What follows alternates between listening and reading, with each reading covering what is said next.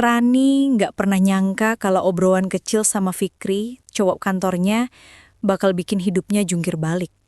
Awalnya bener-bener cuma iseng, mereka sering ketemu di pantry kantor saat sama-sama ngopi, atau sekadar di lorong ketika jam istirahat. Fikri bukan tipe cowok yang menonjol sebenarnya. Biasa aja, gayanya santai, sering pakai kemeja putih atau biru polos, rambutnya nggak selalu rapi, tapi ada sesuatu dari cara dia ngomong yang bikin suasana jadi cair. Rani sendiri awalnya nganggep dia cuma rekan kerja biasa. Paling juga ngobrol seperlunya kalau lagi ada proyek bareng. Tapi semua mulai berubah waktu mereka ditugasin bareng buat handle laporan bulanan ke manajemen. Dari situ mereka sering komunikasi, mulai dari rapat kecil sampai diskusi via chat. Rani sempat mikir, ya udahlah urusan kerjaan doang. Tapi entah kenapa Fikri suka nyelipin candaan di tengah obrolan serius.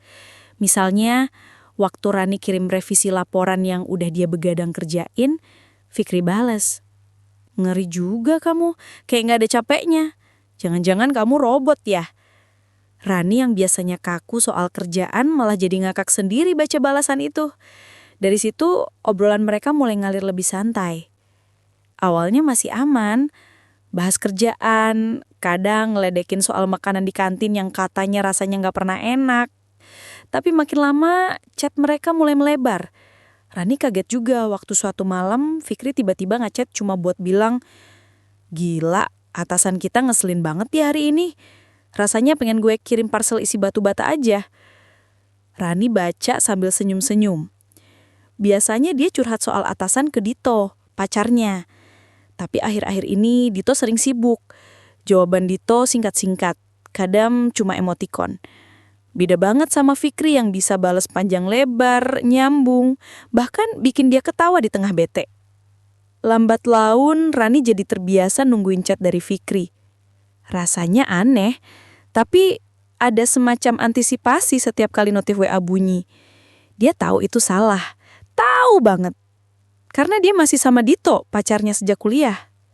Hubungan mereka baik-baik aja, nggak pernah ada masalah besar. Tapi ya itu, udah agak hambar. Dito orangnya serius, fokus kerja, dan mungkin udah terlalu nyaman sama hubungan mereka. Jarang ada kejutan, jarang ada hal-hal kecil yang bikin Rani deg-degan. Semua terasa datar. Jadi waktu Fikri datang dengan caranya yang ringan, jenaka, dan selalu bikin obrolan hidup, Rani tanpa sadar ke bawah arus. Pernah suatu malam Rani lagi gabut di kos. Dito nggak bisa ditemuin karena ada kerjaan lembur. Rani rebahan sambil main HP, lalu Fikri tiba-tiba ngechat. "Lagi apa?" Sesimpel itu, tapi bikin jantung Rani sedikit berdebar. Rani balas santai, "Lagi rebahan aja. Kamu?" Fikri jawab, "Sama, bedanya aku rebahannya pakai sarung, lebih estetik." Rani ketawa baca itu. Dari chat iseng itu mereka lanjut ngobrol panjang, mulai dari bahas film, hobi, sampai cerita masa kecil yang konyol. Rasanya kayak ngobrol sama temen lama yang udah klik banget. Besoknya di kantor, mereka ketemu di pantry. Tatapan mata singkat, senyum tipis, lalu pura-pura sibuk. Padahal di dalam hati, Rani ngerasa ada sesuatu yang berubah. Dia berusaha menepis pikiran itu. Ini cuma obrolan biasa, nggak lebih. Tapi batinnya juga berontak. Beneran cuma obrolan biasa. Karena faktanya dia udah ngerasa ada hal yang beda setiap kali ngobrol sama Fikri. Ada kenyamanan yang selama ini jarang dia dapet dari Dito. Hari demi hari, interaksi mereka makin intens. Kadang Fikri tiba-tiba ngirimin meme receh pas jam kerja. Kadang juga ngingetin Rani buat makan siang. Hal-hal kecil yang mungkin terlihat sepele, tapi justru itu yang bikin Rani ngerasa diperhatiin. Suatu kali waktu Rani sakit kepala di kantor, Fikri diam-diam beliin dia teh hangat dari kantin. "Nih, biar agak mendingan," katanya sambil senyum. Rani bengong sebentar, terharu, tapi buru-buru nutupin dengan senyum tipis. Dia nggak mau kelihatan terlalu seneng. Malamnya Rani cerita ke Dito kalau dia lagi pusing seharian, tapi respon Dito cuma, "Ya udah istirahat aja, besok juga sembuh." Sesimpel itu. Beda banget sama Fikri yang sampai beliin teh hangat. Hati Rani makin goyah. Dia tahu harusnya nggak ngebandingin, tapi susah banget buat nggak ngerasa bedanya. Suatu ketika, obrolan mereka makin meluas. Fikri mulai cerita soal mantan, soal kenapa dia belum mau serius pacaran lagi. Katanya sih dia trauma sama hubungan lama yang ribet banget. Rani dengerin sambil mikir, wah ternyata dia juga punya luka. Dari situ entah gimana caranya mereka jadi saling terbuka. Rani pun cerita tentang Dito, tentang gimana hubungannya sekarang kerasa datar. Dia sendiri nggak sadar kenapa bisa cerita sedetil itu ke Fikri. Biasanya dia nggak pernah bawa-bawa soal Dito ke orang lain, tapi ke Fikri entah kenapa mulutnya ringan banget. Fikri dengerin dengan serius, lalu bilang, mungkin kamu cuma butuh sesuatu yang bikin hubungan kalian hidup lagi. Atau ya mungkin kamu sebenarnya butuh sesuatu yang baru. Kalimat itu bikin Rani diam cukup lama. Ada bagian dalam dirinya yang rasa kalimat itu masuk banget, tapi juga ada bagian yang ketakutan. Maksudnya apa coba? Masa ya aku? Tapi dia nggak berani lanjutin pikirannya. Hari demi hari, chemistry mereka makin nggak bisa ditutupin. Dari cara Fikri mandang, cara dia bercanda, bahkan cara dia tiba-tiba ada aja di deket Rani waktu dia lagi bete.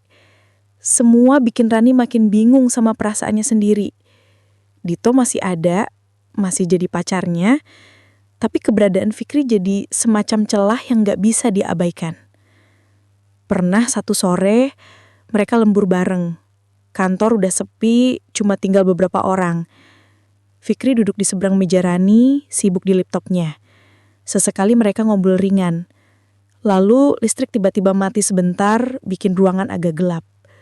Rani kaget, spontan bilang, "Ih, serem banget." Fikri ketawa kecil, lalu bilang, "Tenang, ada aku." Rani cuma bisa senyum kanggung. Momen singkat itu bikin jantungnya berdegup lebih kencing daripada biasanya. Setelah listrik nyala lagi, mereka pura-pura balik kerja.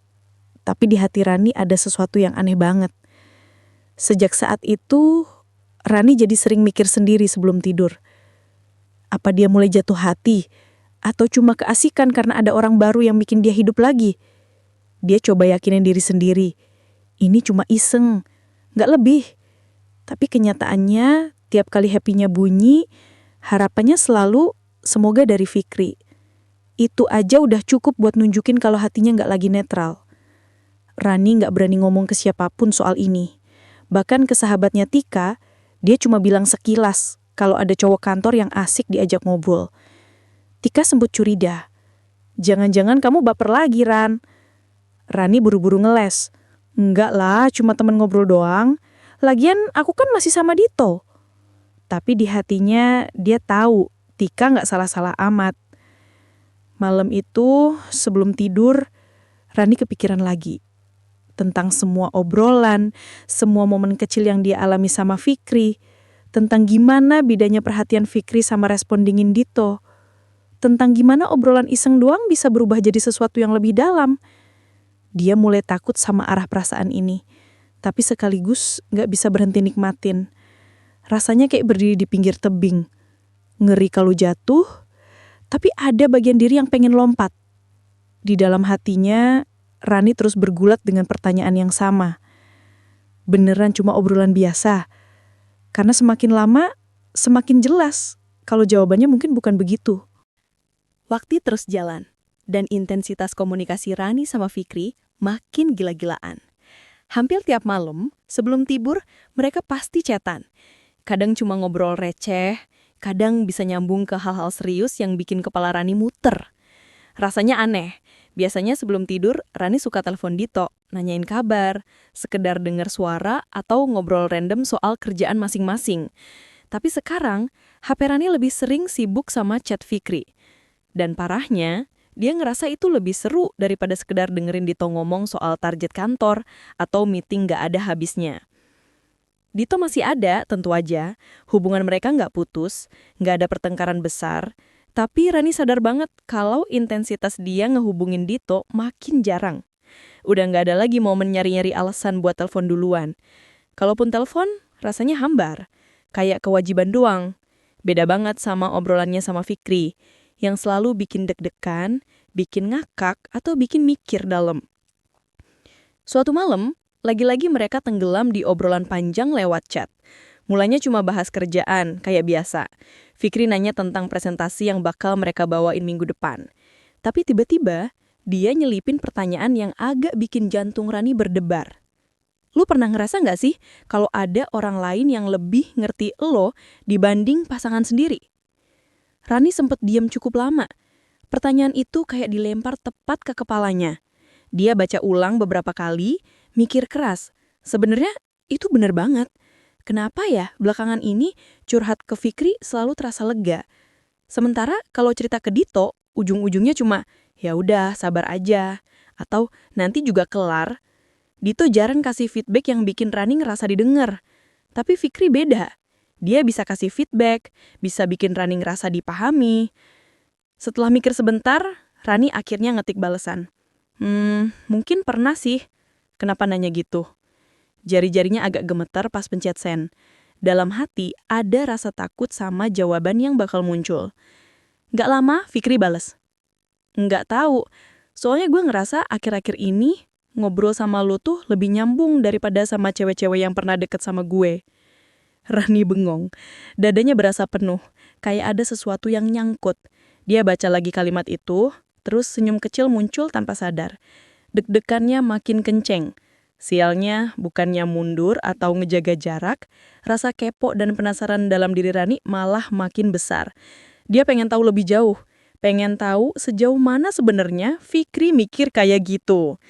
Obrolan malam itu nggak berhenti di situ. Mereka lanjut cerita soal pengalaman masing-masing.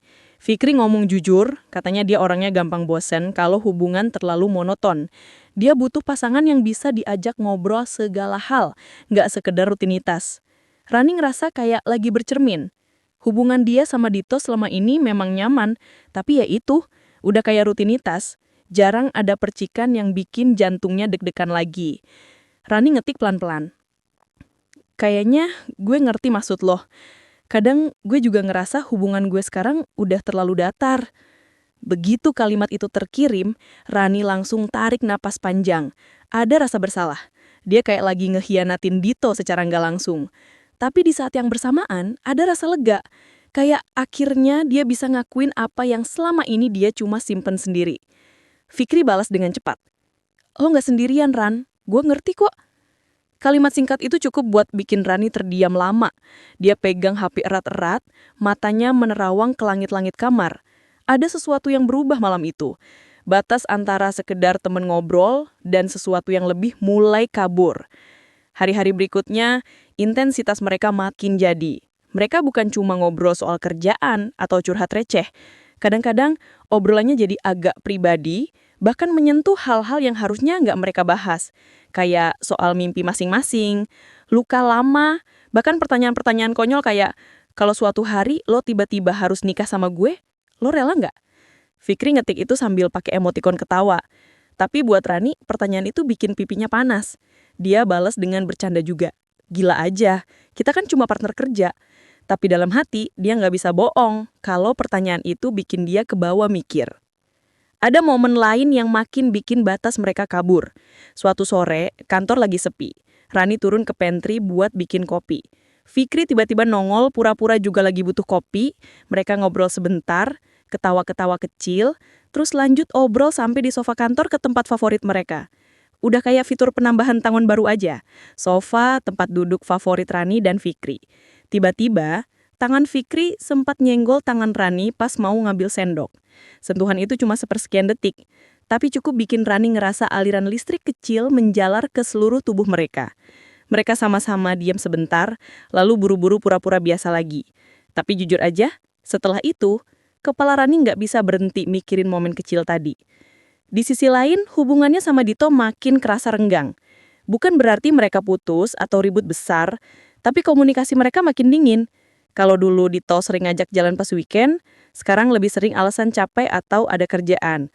Kalau telepon, isinya cuma update singkat, nggak pernah panjang. Rani sadar, sebagian besar karena dirinya juga udah nggak semangat lagi buat ngejaga komunikasi itu. Dia udah keburu sibuk mikirin Fikri. Malam-malam Rani jadi sering kebagi dua. Ada rasa bersalah karena dia masih resmi berpacaran sama Dito, tapi ada juga rasa excited setiap kali chat sama Fikri muncul. Dia mulai mikir, apa ini salah? Apa aku keterlaluan? Tapi setiap kali mau coba ngerem, Fikri selalu punya cara buat bikin dia balik lagi. Kadang lewat candaan receh, kadang lewat perhatian kecil, kadang lewat pertanyaan-pertanyaan random yang bikin Rani mikir lama. Suatu malam, mereka ngobrol lagi. Fikri tiba-tiba bilang, "Lu pernah mikir nggak kalau sebenarnya kita ini udah terlalu dekat?" Rani kaget, jantungnya kayak berhenti sesaat. Dia ngetik pelan-pelan, "Maksud lo?" Fikri bales, "Ya, gue takut aja lo jadi salah paham, atau malah baper." Rani diem lama, tangannya gemeter, matanya nggak lepas dari layar. Ada dua pilihan waktu itu, ngeles, pura-pura santai, atau jujur. Akhirnya dia ngetik, "Kalaupun baper, itu salah siapa?" Begitu pesan itu terkirim, Rani langsung nutup wajahnya dengan bantal. Dia nggak percaya bisa nulis kalimat seberani itu. Tapi Fikri bales dengan 3 titik, lalu mungkin salah gue juga. Malam itu, batas yang tadinya samar makin kabur. Mereka udah sama-sama sadar kalau hubungan mereka nggak lagi sekedar teman ngobrol. Ada sesuatu yang lebih dalam, lebih berbahaya, tapi juga lebih mengenasarkan. Rani tahu dia main api. Dia tahu banget. Tapi rasa penasaran itu kayak candu. Semakin dia coba jauhin, semakin kuat dia pengen balik lagi. Dan tanpa sadar, langkah kecil yang awalnya cuma iseng mulai ngebawa dia ke arah yang nggak pernah dia rencanain sebelumnya. Hari Jumat sore itu, suasana kantor lagi rame sama orang-orang yang buru-buru pengen pulang. Beberapa langsung cabut, ada juga yang janjian sama temen atau pasangan. Rani sebenarnya juga pengen cepet pulang, tapi ada pesan masuk dari Fikri. "Abis ini nongkrong yuk, gak usah lama-lama, makan atau ngopi aja." Rani sempat mikir sebentar. Ada bagian dari dirinya yang bilang, "Jangan, bahaya, lo udah punya Dito." Tapi jempolnya malah ngetik cepet, "Oke, di mana?" Dan begitu balasan lokasi dari Fikri masuk, hati Rani berdegup kencang. Ada rasa bersalah, tapi ada juga rasa excited yang susah dijelasin. Mereka ketemu di sebuah kafe kecil dekat kantor. Tempatnya nggak terlalu rame. Lampunya redup, musiknya pelan, bikin suasana hangat. Awalnya mereka cuma ngobrol biasa. Pesan makanan, tanya kabar, bahas kerjaan. Tapi makin lama, arah obrolan mereka melebar ke hal-hal yang lebih dalam. Mereka cerita tentang mimpi masing-masing, tentang masa lalu, tentang hal-hal kecil yang gak pernah mereka bahas di kantor. Rani ngerasa kayak lagi duduk sama seseorang yang bener-bener ngerti dia. Setiap kalimat Fikri bikin dia nyaman. Setiap tawa Fikri bikin dia pengen ketawa lebih lepas. Matanya beberapa kali nyuri-nyuri pandang. Dan setiap tatapan mereka ketemu, ada sesuatu yang bikin dadanya hangat. Deg-degan, seneng, sekaligus salah. Di kepala Rani, pikiran itu terus terngiang. Gue gak boleh gini. Gue salah. Tapi hatinya malah makin pengen. Setiap detik bareng Fikri terasa terlalu singkat. Rasanya kayak candu. Malam itu mereka pulang agak larut. Di jalan, Fikri sempat bilang, "Seru ya? Gue gak nyangka ngobrol sama lo bisa selama ini." Rani senyum tipis. "Iya, padahal niatnya cuma makan bentar." Mereka ketawa kecil, lalu hening sebentar. Ada jeda aneh yang bikin suasana makin intens. Besok-besoknya mereka ngulang lagi. Alasan selalu sama, ngopi doang. Padahal keduanya sama-sama tahu kalau alasan itu cuma kedok. Yang mereka cari sebenarnya bukan kopinya, tapi momen bareng itu. Tempatnya bisa beda-beda, kadang kafe lain, kadang sekadar makan malam di warung, tapi rasanya selalu sama, nagih. Rani mulai sadar, perasaan ini udah bukan sekadar iseng. Ini udah masuk ke wilayah yang lebih dalam. Dia mulai nyari-nyari alasan biar bisa ketemu.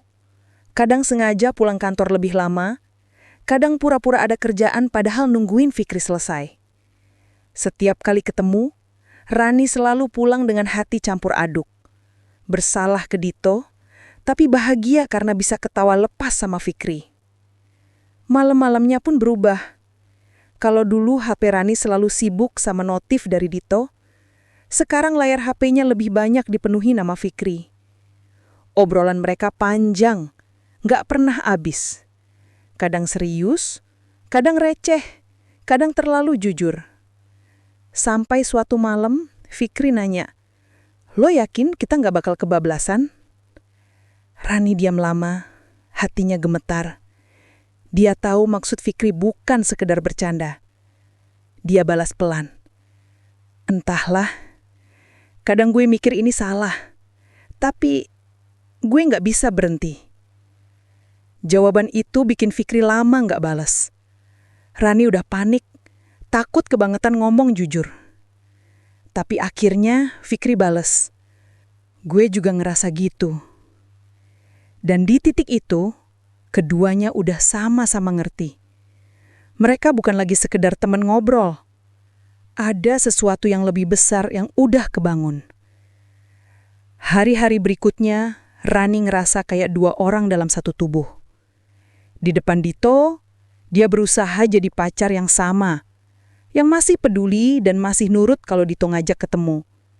Tapi hatinya nggak sepenuhnya ada di sana. Seringkali pikirannya melayang ke Fikri. Seringkali dia lebih milih cari alasan buat kabur sebentar demi bisa ketemu. Setiap ketemu sama Fikri, Rani makin yakin bahwa yang dia rasain bukan cuma iseng. Ada rasa lain yang tumbuh. Tapi dia juga bingung. Ini sayang beneran atau cuma ketagihan suasana baru? Pertanyaan itu terus muter di kepalanya. Mungkin ini bukan cinta. Mungkin ini sekedar candu akan perhatian yang hilang. Tapi candu itu udah bikin Rani susah lepas. Hubungan Rani sama Dito makin hari makin dingin. Kalau dulu setiap weekend mereka hampir selalu punya agenda jalan bareng, sekarang lebih sering berakhir dengan alasan capek atau nanti aja ya. Obrolan mereka pun makin tipis. Kalau telepon isinya cuma sekadar update, kayak laporan singkat. Kerjaan, makan apa, kabar keluarga. Udah nggak ada lagi cerita panjang yang bikin Rani ketawa atau merasa dekat. Sebaliknya sama Fikri, suasananya makin hangat. Obrolan mereka nggak ada habisnya. Dari hal receh kayak debat rasa Indomie yang paling enak, sampai bahas hal-hal serius kayak masa depan, mimpi, bahkan trauma masa lalu. Fikri selalu tahu gimana cara bikin Rani merasa penting. Perhatian kecil kayak nanya udah makan belum, atau sekadar ngirim meme random aja bisa bikin Rani senyum sendiri. Di titik ini, Rani mulai ngerasa kayak lagi hidup di dua dunia. Di satu sisi ada Dito, pacar yang udah nemenin dia bertahun-tahun. Hubungan mereka dibangun dengan susah payah, penuh kenangan, penuh cerita. Dito adalah tempat Rani pulang, seseorang yang udah dia anggap bagian dari hidupnya. Tapi di sisi lain ada Fikri, cowok yang bikin hari-hari Rani berwarna lagi, yang bikin jantungnya berdebar tiap kali HP bunyi notif. Sama Fikri, Rani nemukin gairah yang udah lama hilang. Hidupnya jadi penuh dilema.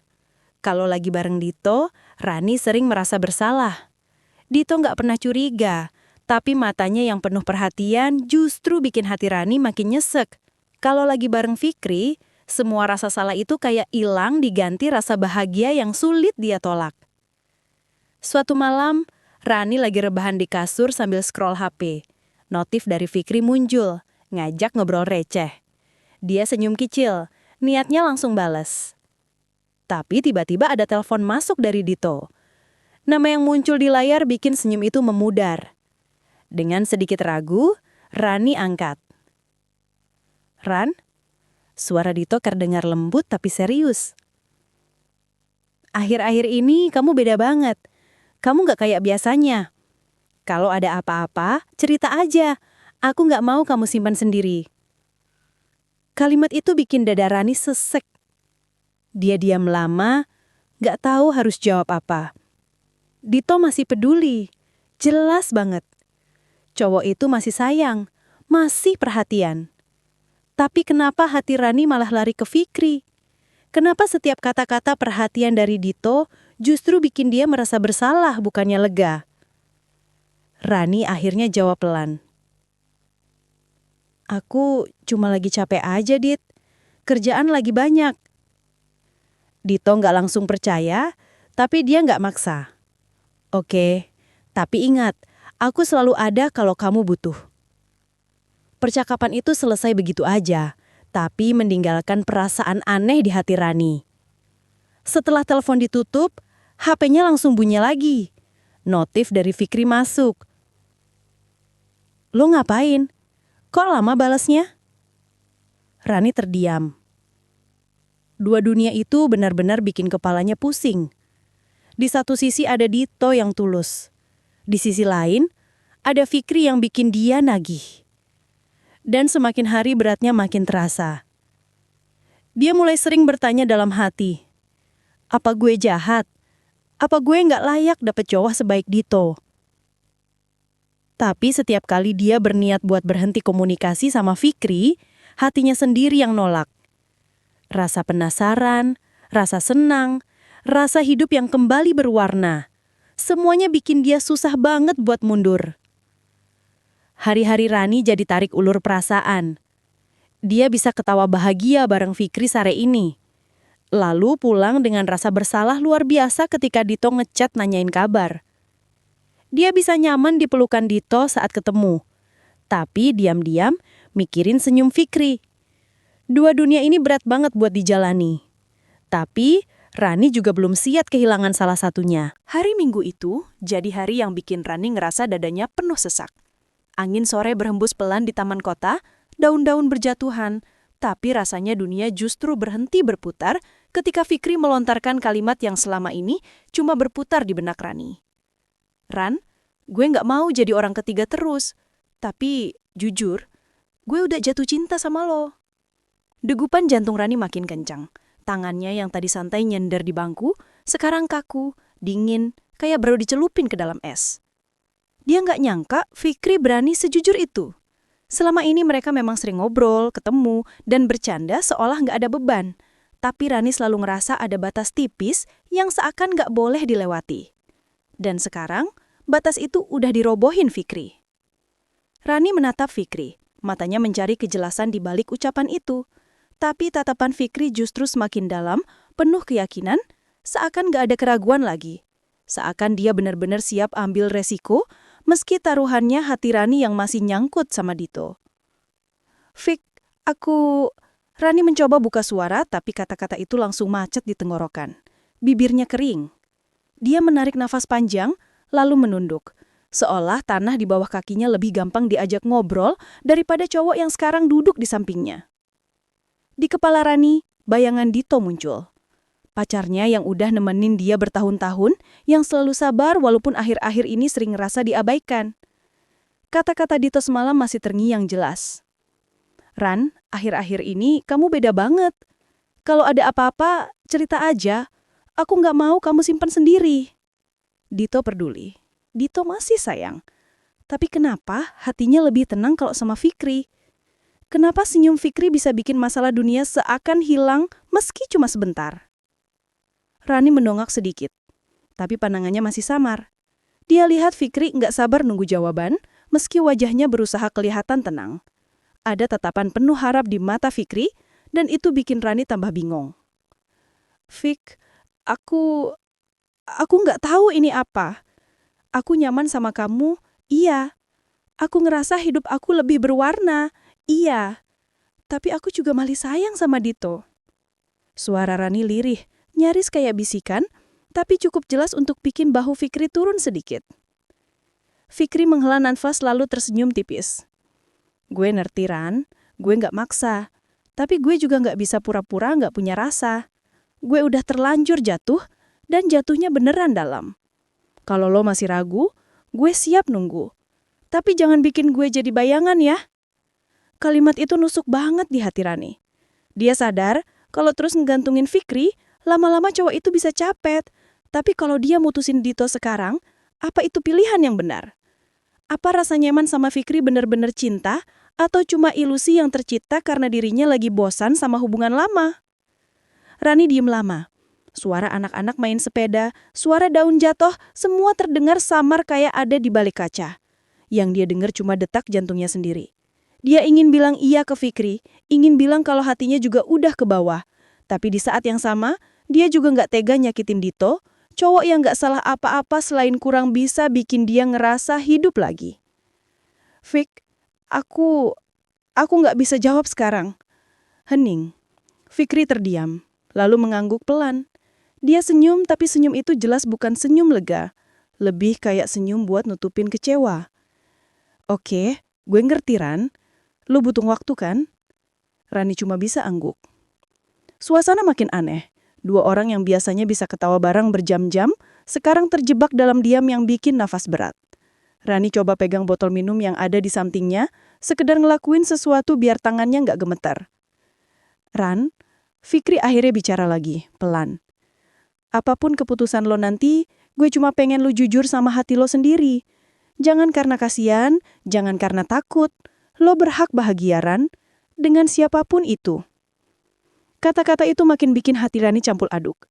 Dia merasa dipahami sekaligus ditinggalkan di persimpangan tanpa petunjuk arah. Hari itu mereka akhirnya pulang tanpa ada kejelasan. Nggak ada genggaman tangan, nggak ada pelukan. Cuma dua orang yang sama-sama tenggelam dalam pikiran masing-masing. Di kamar malamnya Rani merenung. Chat dari Fikri masuk. Terima kasih udah mau jujur sama gue, Ran. Gue tunggu jawaban lo. Di saat yang sama notifikasi dari Dito juga muncul. Besok aku jemput kamu kerja ya. Aku kangen. Rani terdiam menatap dua nama itu di layar HP-nya. Fikri dan Dito. Dua dunia yang gak pernah dia rencanain, tapi sekarang narik-narik hatinya ke arah yang berlawanan. Air matanya jatuh pelan. Aku harus pilih siapa ya? Bisiknya lirih. Tapi jawaban itu gak datang malam itu. Gak juga keesokan harinya. Yang jelas, pilihan itu gak bisa selamanya dia gantung. Karena cepat atau lambat, salah satu dari mereka pasti bakal pergi.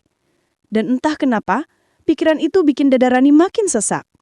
Cerita berhenti di situ, dengan Rani yang masih terjebak di tengah antara masa lalu yang penuh kenyamanan dan masa depan yang penuh godaan. Antara hati yang masih ragu dan perasaan yang udah keburu ke bawah arus. Sementara Fikri mungkin masih menunggu. Dan Dito masih percaya. Tapi sampai kapan? Cerita itu menggantung meninggalkan tanda tanya besar. Siapa yang akhirnya bakal Rani pilih? Atau jangan-jangan pada akhirnya Rani justru kehilangan keduanya?